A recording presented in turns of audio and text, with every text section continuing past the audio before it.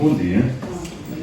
Vamos dar início ao nosso culto de pregação esta manhã e vamos fazê-lo ficando de pé enquanto cantamos o hino número 343.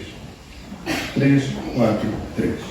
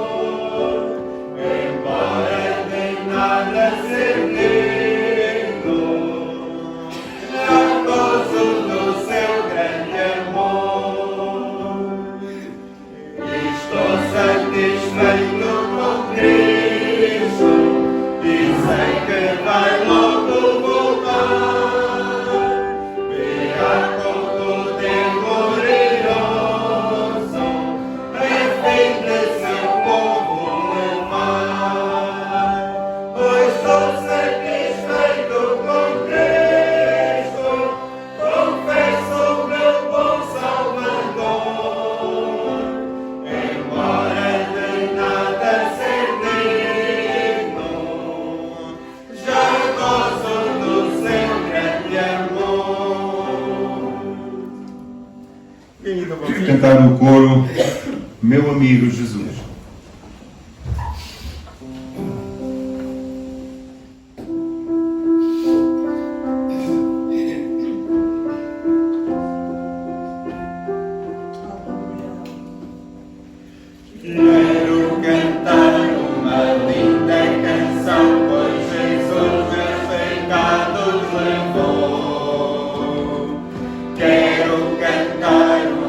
Linda canção, pois Jesus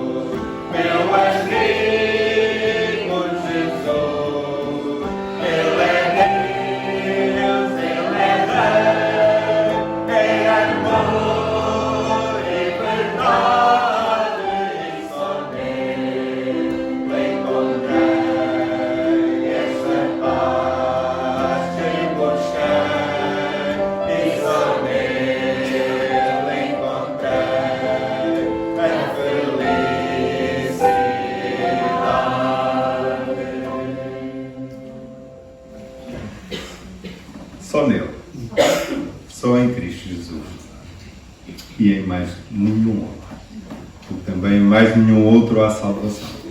Só mesmo nele. E aproveitando a oportunidade de estarmos de pé, eu pedi à nossa irmã Irene, por favor, nos dirigir em oração.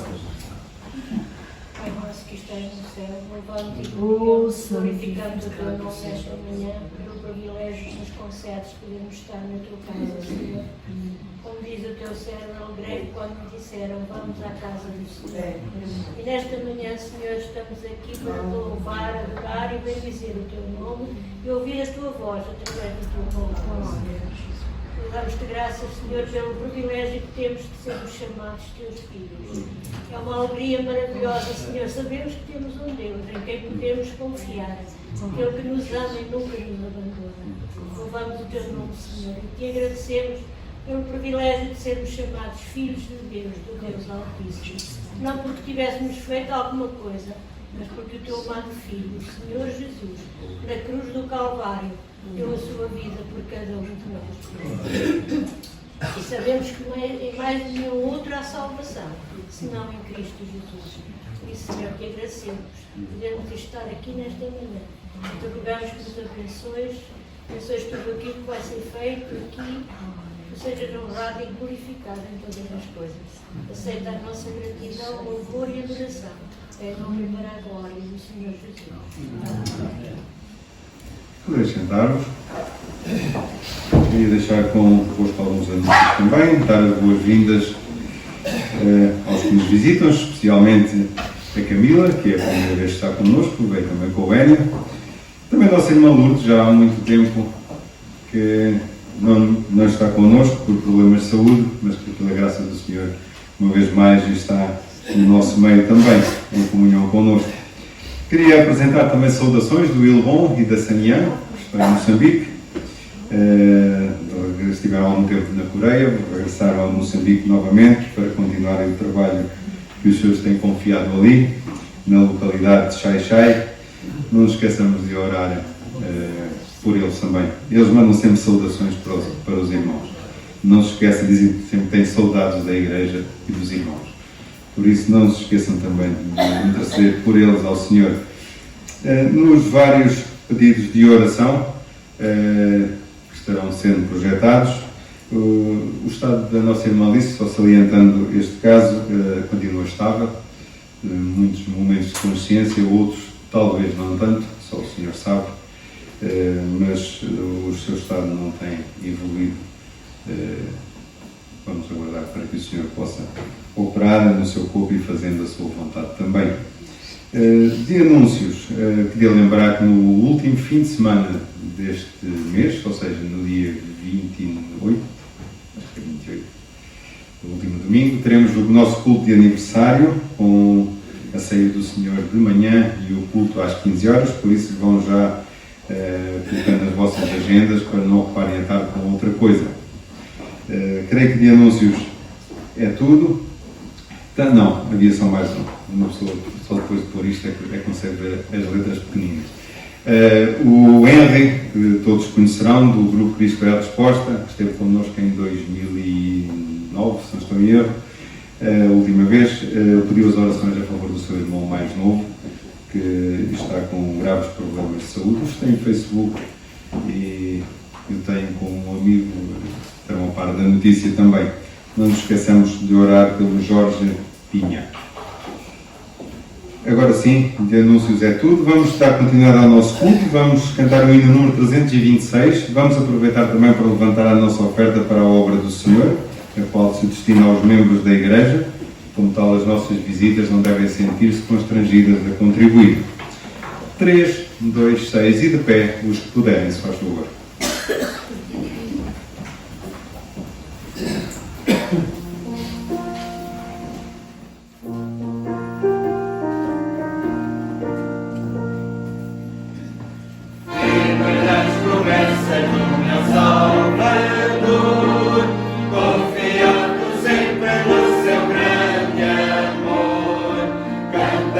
Alegremente o seu louvor, firme nas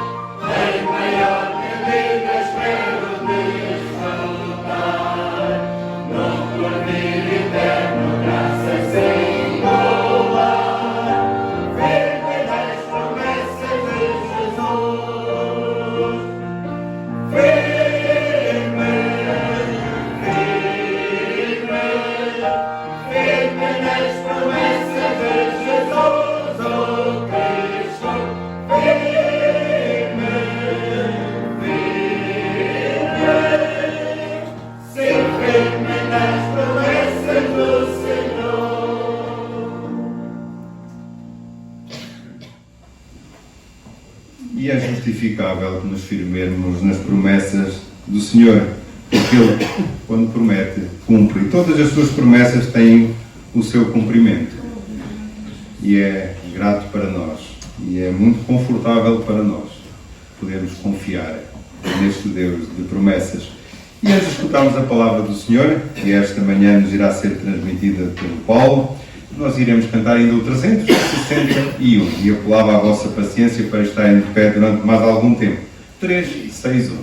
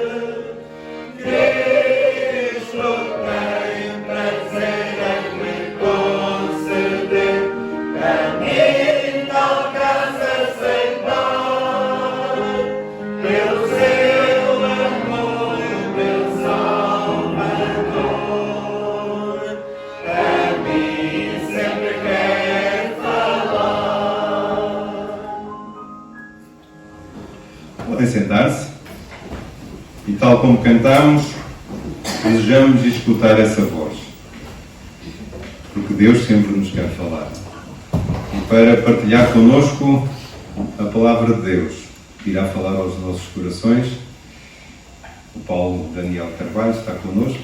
Bem-vindo, obrigado por aceitares o convite e poderes para partilhares connosco a palavra do Senhor. Faz favor.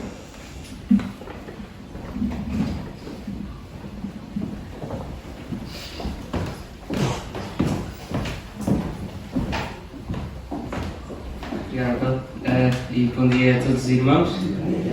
Bom poder ver-vos. Alguns já não vi há algum tempo, então eu também trago saudações da Igreja em Eiras, onde atualmente faço parte com a minha esposa, e também da Igreja do Talvim, onde também tenho estado a ajudar.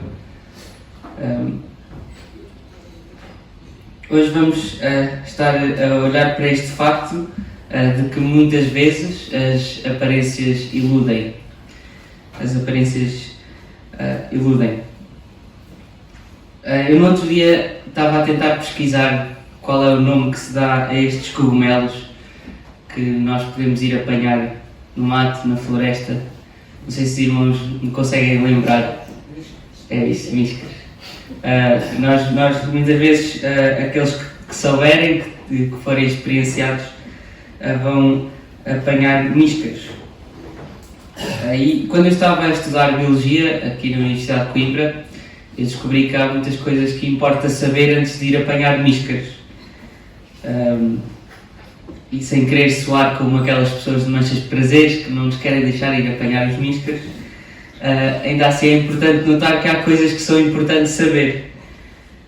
Por exemplo, há o míscaro, mas também há um outro cogumelo muito parecido que se chama Boletus satanás. Podem imaginar o que é que acontece comer, dá náuseas, convulsões, até morte, por aí fora.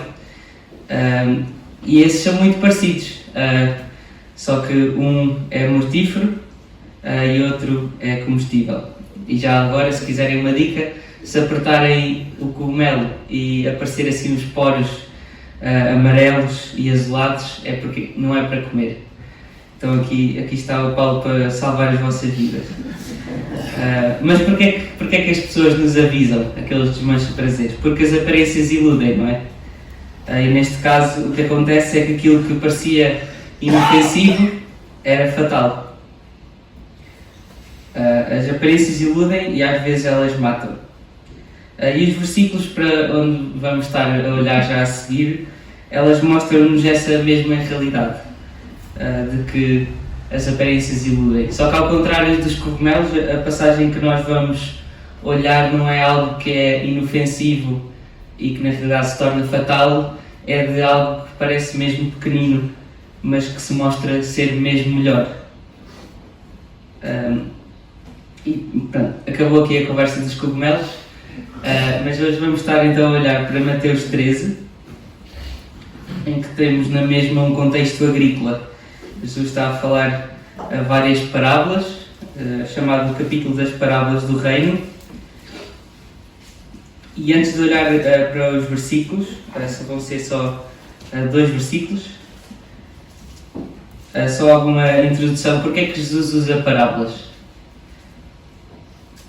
Então, por exemplo, em Mateus, temos Mateus 13, é o capítulo das parábolas. Jesus não começa a ensinar no seu ministério logo com parábolas. Ele primeiro fala de uma maneira mais direta e depois usa parábolas. Então, um dos propósitos que Jesus usa parábolas é para esconder o seu significado a alguns e revelá-lo a outros. Parábolas são como um filtro. São um filtro que não deixa aqueles que já começaram a rejeitar Jesus entender mais. Mas as parábolas também fazem outra coisa além disto. Elas também alcançam esta divisão, este filtro. Ou seja, quando Jesus usa parábolas, é como se ele estivesse a ensinar armado. Ele usa as parábolas contra aqueles que já começaram a rejeitá-lo, que se recusam a arrepender. Mas ao mesmo tempo, essas parábolas também são para aqueles que já começaram a ouvir, ou seja, elas alcançam esta divisão, mas também são alimento, e nós já cantámos sobre isso, que Deus nos ajude a ouvir e a estar atentos. Então as parábolas devem ser ouvidas e mastigadas. Se nós fôssemos vacas, eu creio que não é o caso, tínhamos vários estômagos, não é? E as parábolas são para ser ruminadas, para serem mastigadas, para irmos digerindo. Então faz todo o sentido que antes de olharmos para os nossos versículos, curvemos as nossas cabeças em oração.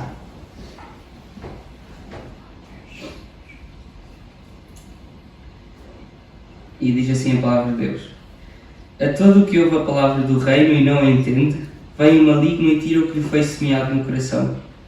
Esse é o que foi semeado à beira do caminho.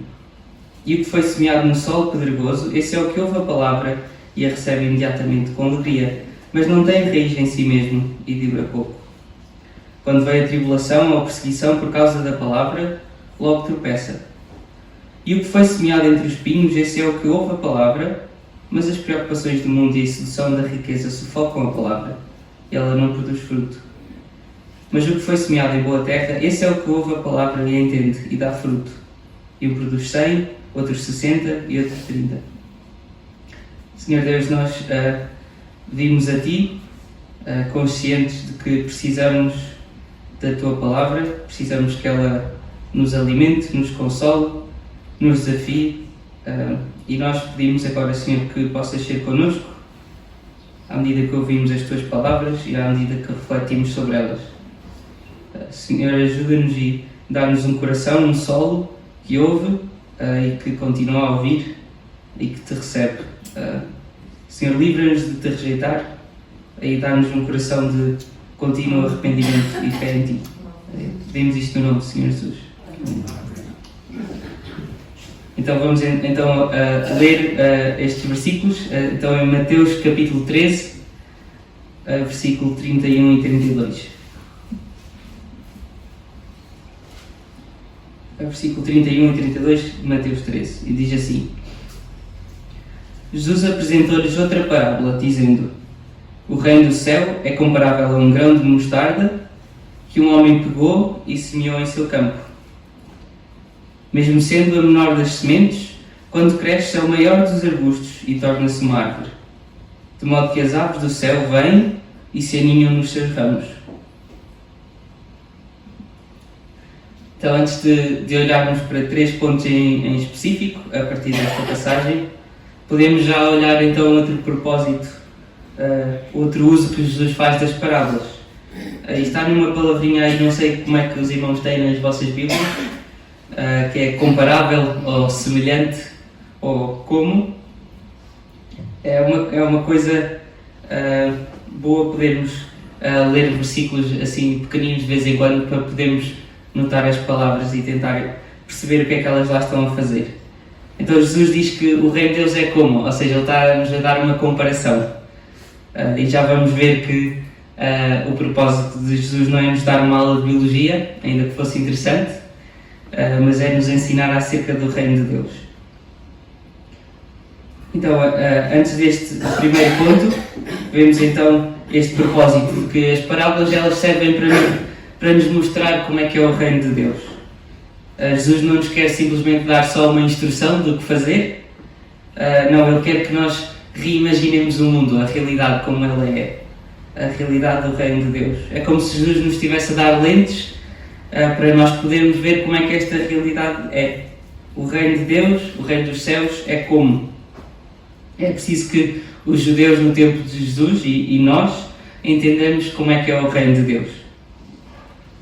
E esta ideia acerca do reino de Deus, o reino dos céus, que não é como os da terra, ela está por todo este Evangelho. E Jesus explica como é que esse reino é especial. Ele explica que esse reino não é daqui, ele só pode ser trazido pelo próprio Jesus, pelo próprio Rei. Ou seja, que ele tem um rei, é um reino que é diferente e é um reino que precisa de uma certa resposta à sua chegada, que são frutos de arrependimento.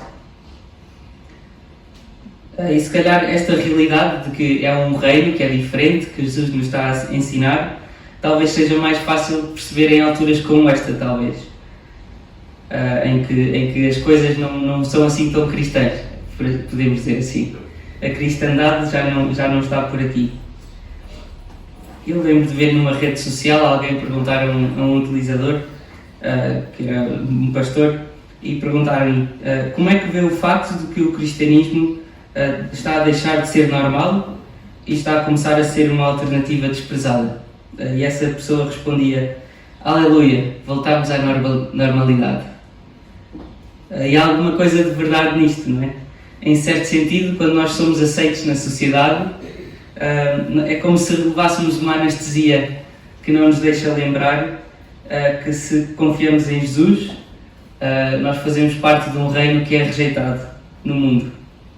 Então, quando as coisas estão difíceis na vida dos reinos da terra, nós somos então convidados a pôr a nossa esperança no reino que Deus traz, que não é daqui, o reino dos céus, o reino que Jesus traz.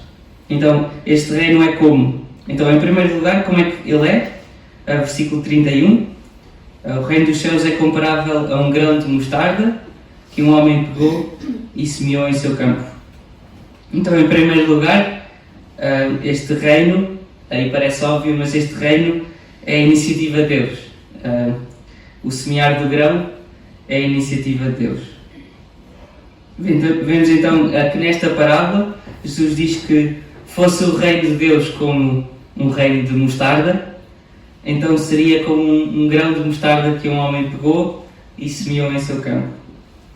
Então é um ponto simples, mas merece a nossa consideração. O reino de Deus ele não é daqui, ele chega como algo totalmente diferente e ele é a iniciativa de Deus para o seu campo. E aqui o campo é como se fosse o mundo. Já noutras parábolas Jesus falou do campo, de um homem como o mundo. Então, eu sei que os irmãos, se calhar já, como eu, se calhar estão um bocado frustrados com a política atual, mas eu trouxe uma pergunta para a nossa consideração.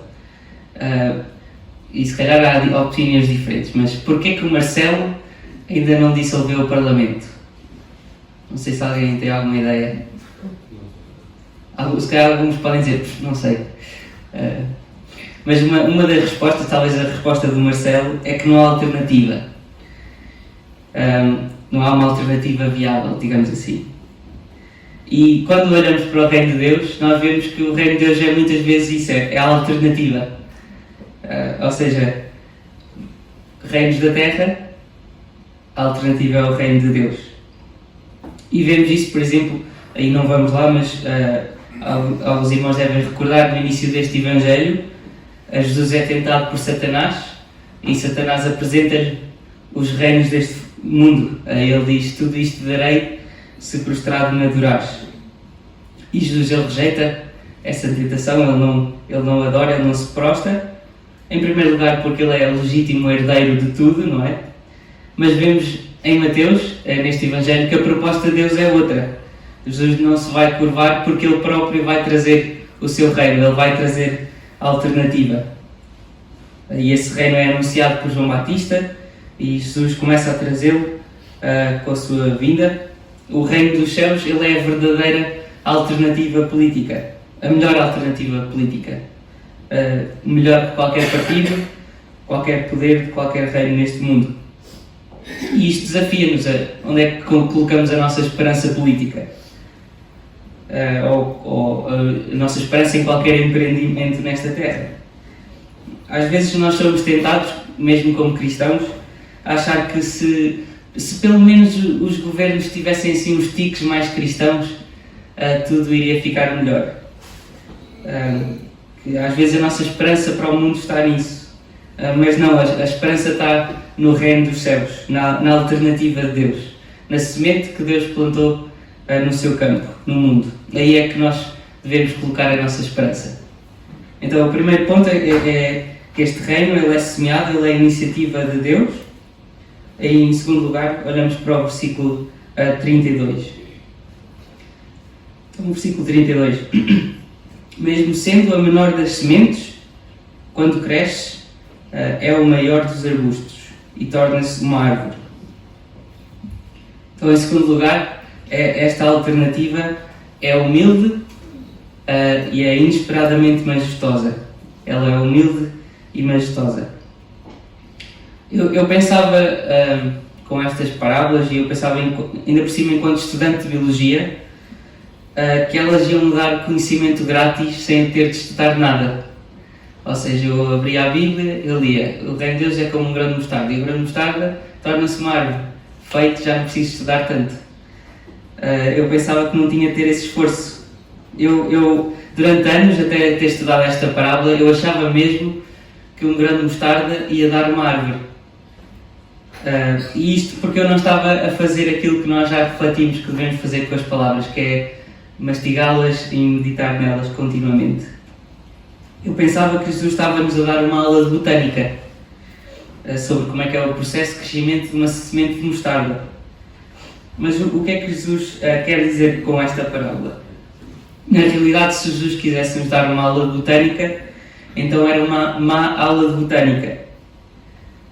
Jesus não está a comparar o seu reino a um reino de mostarda e depois simplesmente descrever o que é que acontece normalmente com a mostarda, com o grão. Isto não é acerca da planta, é acerca do reino de Deus. E lembramos aquele como, não é? Não é uma lição literal de botânica. Se fosse como um reino de mostarda, tinha de ser assim. E isto é uma lição inesperada, e já vamos perceber porquê. As pessoas na altura elas sabiam como é que era a mostarda, a planta de mostarda, e não era bem como Jesus estava a dizer que era.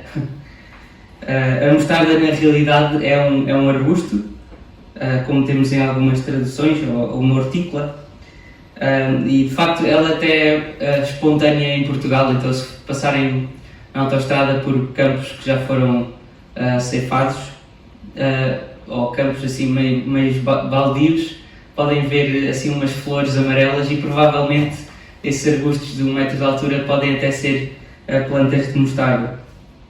E o ponto de Jesus não é dizer como é que a planta de mostarda é, as pessoas sabiam, mas mostrar o choque de que esta planta de mostarda vai se tornar uma árvore. Ninguém esperava que um arbusto de mostarda se tornasse uma árvore. Isso não era possível. No sentido de ninguém espera que isso aconteça. O que Jesus está a dizer aqui é como seria, assim como seria chocante para os botânicos dizer que uma planta de mostarda é uma árvore, também é chocante a realidade acerca do reino de Deus. Era chocante para o povo de Israel comparar o reino de Deus a um arbusto e não a uma majestosa árvore. Então esta parábola é chocante, é inesperada, porque nos mostra uma coisa que é tão humilde que se torna tão grandiosa. E para percebermos isto um bocadinho melhor, podemos perceber como é que esta parábola também é uma parábola profética. Então, se os irmãos quiserem ir para Ezequiel 17, eu vou só resumir o que é que está a acontecer neste capítulo, mas podem ter a Bíblia aberta também. Em Ezequiel 17 temos outra parábola, desta vez é sobre 2 águias. Isto é um parênteses, não estou à espera que ninguém adormeça, mas se alguém adormecer eu depois chamo-nos novamente. É um parênteses para voltarmos depois à nossa parábola. Então, em Ezequiel 17, nós vemos uma parábola acerca de uma águia. Esta águia ela passa pelo Líbano e ela arranca do topo de um cedro um brotozinho. O Líbano não sei se conhecem, o cedro do Líbano é algo muito famoso. Então ela passa, ela arranca um broto e ela depois voa até à Babilónia e planta lá o broto. E essa árvore, ela nasce, transforma-se numa videira e ela descansa às sombras daquela águia. E depois nessa parábola aqui em Ezequiel somos apresentados a outra águia e ela está no Egito. E esta videira, ela sente-se tentada a estender os seus ramos também para debaixo das asas daquela águia no Egito. Então temos 2 águias aqui a acontecer. E esta é uma profecia, uma parábola acerca do rei de Judá. Ele está no exílio, o povo de Israel foi castigado pela sua desobediência contínua, eles estão no exílio. E aqueles que sobreviveram, aqueles que prosperaram na Babilónia.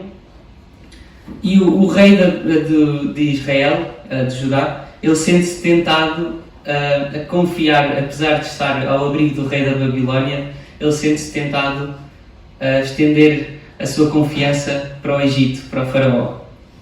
E Deus traz juízo sobre esse rei, porque ele quebrou o juramento que fez ao rei da Babilónia. Ele não confiou em Deus para cuidar dele. E então agora podemos ler no versículo 22 de Ezequiel 17 qual é a solução. Qual é a solução de Deus para este problema? De um broto, de uma árvore que deixou de confiar em Deus e que se dividiu na sua confiança. Então lemos no versículo 22 a 24. Diz assim: Assim diz o Senhor Deus: Também arrancarei um broto do topo do cedro e o plantarei. Cortarei um broto tenro dentre os ramos mais altos e o plantarei no monte alto e sublime. Eu o plantarei no monte alto de Israel, ele produzirá ramos, dará fruto e se tornará um cedro viçoso. Aves de todo o tipo habitarão debaixo dele. Elas habitarão à sombra dos seus galhos. Assim todas as árvores do campo saberão que eu, o Senhor, abati a árvore alta e levei a árvore baixa, sequei a árvore verde e fiz reverdecer a árvore seca. Eu, o Senhor, disse e farei essas coisas. Então a solução para este broto que confia em 2 sítios é uma árvore plantada por Deus. E vemos aqui como Deus já anuncia o seu reino que vai chegar de uma forma definitiva. Mas mesmo nesta parábola há um choque, não é? Como na parábola de Jesus. No versículo 24 nós vimos que Deus ele abate a árvore alta e leva a árvore baixa. Ele faz esta inversão. Aquilo que era humilde, ele eleva. Aquilo que se orgulhava, ele abate. E não vamos ler, mas em Ezequiel 31 há a mesma coisa a acontecer. É uma profecia, uma parábola sobre o rei do Egito, o faraó. E ele era majestoso. Essa passagem diz que se ele fosse como uma árvore, era melhor do que as árvores do Éden, do jardim do Éden. Mas houve um problema, é que ele se tornou orgulhoso. Ele deixou de reconhecer que o seu poder vinha de Deus. Então Deus mandou abater aquela árvore. Essa árvore foi destruída. Há destruição sobre toda a árvore alta e orgulhosa, porque tendo sido dada grandiosidade por Deus, ela se orgulha, ela se acha senhora do seu poder. Então ela é abatida. Então podemos fechar aqui o parênteses em Ezequiel. Os profetas dizem-nos que Deus escolhe Ele mesmo trazer a sua alternativa, o seu broto, o seu renovo. Ele inverte o orgulho de toda a árvore viçosa que se levanta contra Ele. E a solução qual é? Aí agora já sabemos, é uma árvore, é uma planta de mostarda, um arbustozito. Esse é o plano humilde e inesperado de Deus. É trazer algo novo com um arbustozinho. Inesperadamente majestoso, que ele planta um grão de que quando crescido é comum, é frágil, mas é precisamente isso que é vulgar, que é pequeno, que se vai tornar uma grande árvore. E esse é o reino de Deus, é inesperado, é grandioso, é frágil e humilde. E na verdade, Jesus ao contar esta história, ele está a falar realmente de Israel, está a falar do seu reino, mas esta também é uma verdade que se torna um padrão para o resto da vida do reino de Deus. O Evangelho, por vezes, ele tem inícios épicos e memoráveis, e é verdade, às vezes até reconhecidos por aqueles que não creem. Mas provavelmente, na maioria das vezes, o início é humilde, em humildade cresce ao lado de outros esforços humanos que parecem mais frondosos, mais viçosos, mais gloriosos. Mas a resposta é que eles apenas aparentam. Eles aparentam serem mais viçosos e gloriosos. Jesus mostra-nos que, no que toca ao reino de Deus, o reino dos céus que vem à terra, quando comparamos com o reino deste mundo, de facto as aparências iludem, elas enganam.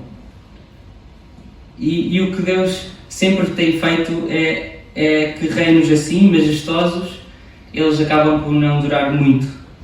Tão depressa aparecem, crescem, tornam-se grandiosos e vão embora.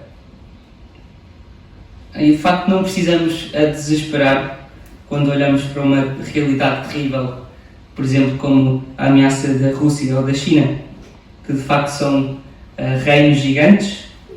A ameaça nuclear existe, é assustadora, até que acrescentamos aquela palavra outra vez, aparentam, iludem. Não vai durar, mesmo que dure mais um pouco, não vai durar. Não são como o reino de Deus, não são a iniciativa e a alternativa de Deus. Então onde é que colocamos a nossa esperança? A esperança de que as coisas vão mudar. A esperança é através deste reino de Deus que Ele planta, que Ele faz crescer. A esperança do mundo é um novo reino, não a melhora dos reinos meramente. A Igreja surge como esta alternativa também.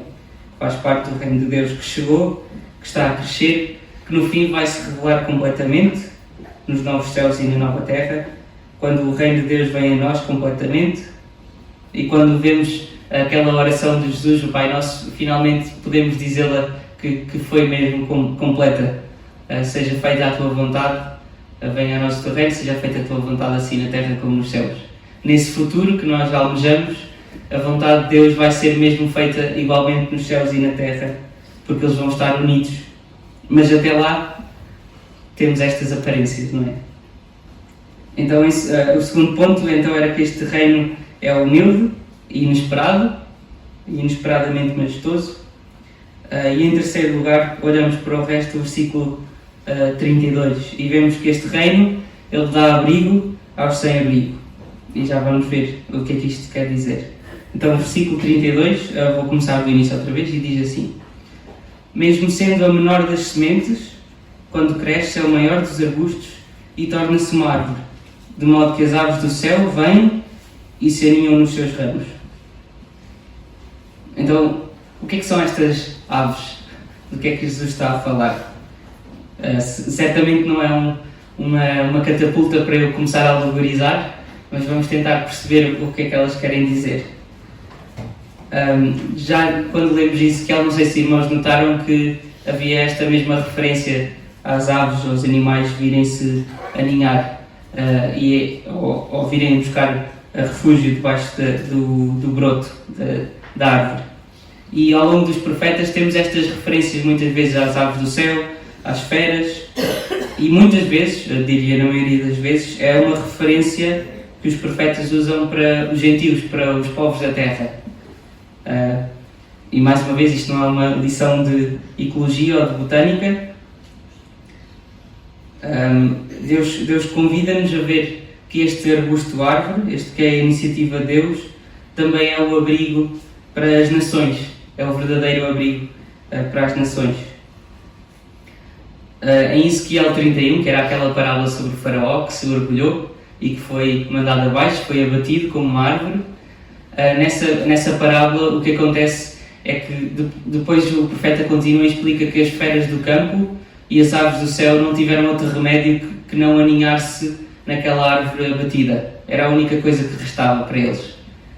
Ou seja, as nações que tinham confiado no faraó, agora que ele tinha sido abatido, só podiam ficar ali na ruína da árvore, elas não tinham para onde ir. E aqui vemos então Jesus a usar esta mesma linguagem e a dizer: agora as aves podem vir para esta árvore, para este arbusto que se tornou numa árvore. O reino, a alternativa de Deus, é também não só a resposta para Israel, ela é a resposta para as nações, para o mundo. As nações, elas podem vir se aninhar numa árvore que não vai ser nunca abatida. E é uma boa notícia.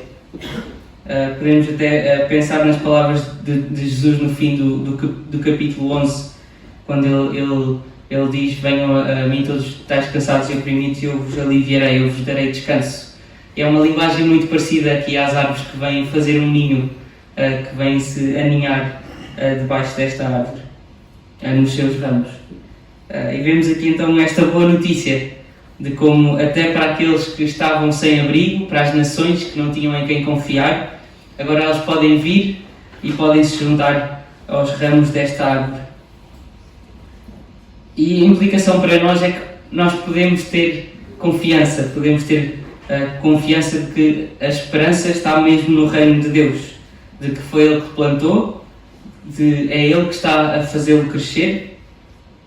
Não há como olhar e pensar que não está a resultar.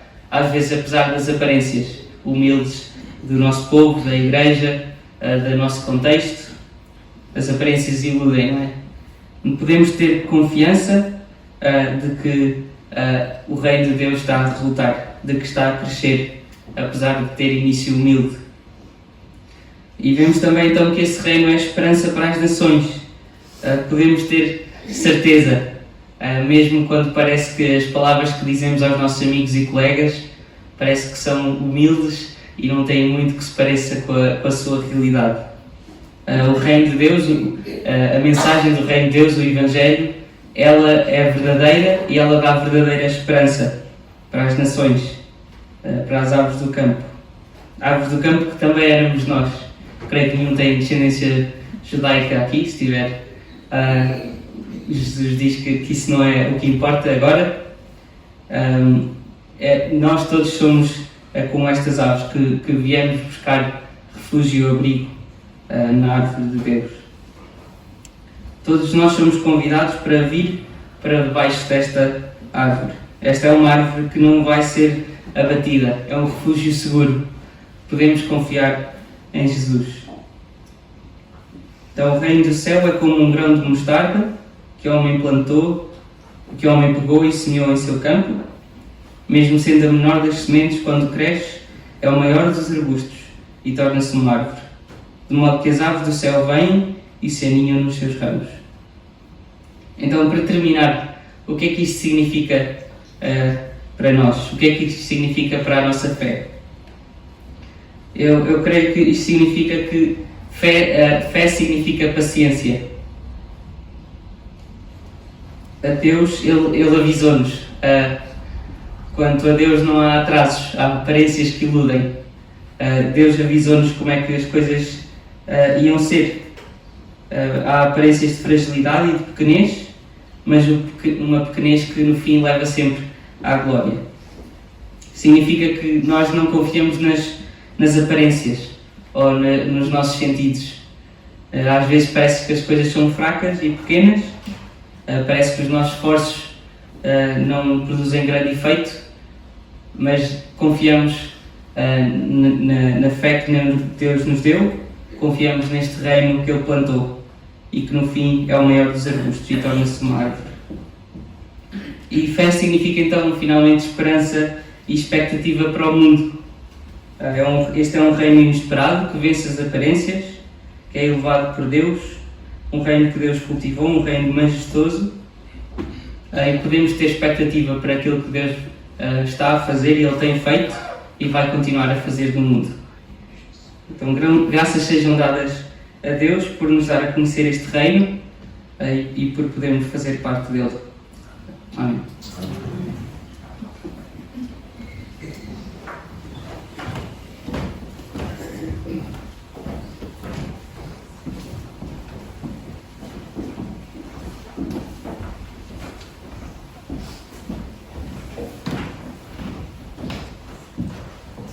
Obrigado, Paulo. Estamos gratos ao Senhor pela sua palavra, pela exposição da mesma e como Deus usa as coisas simples e frágeis para confundir aquelas que são aparentemente mais fortes.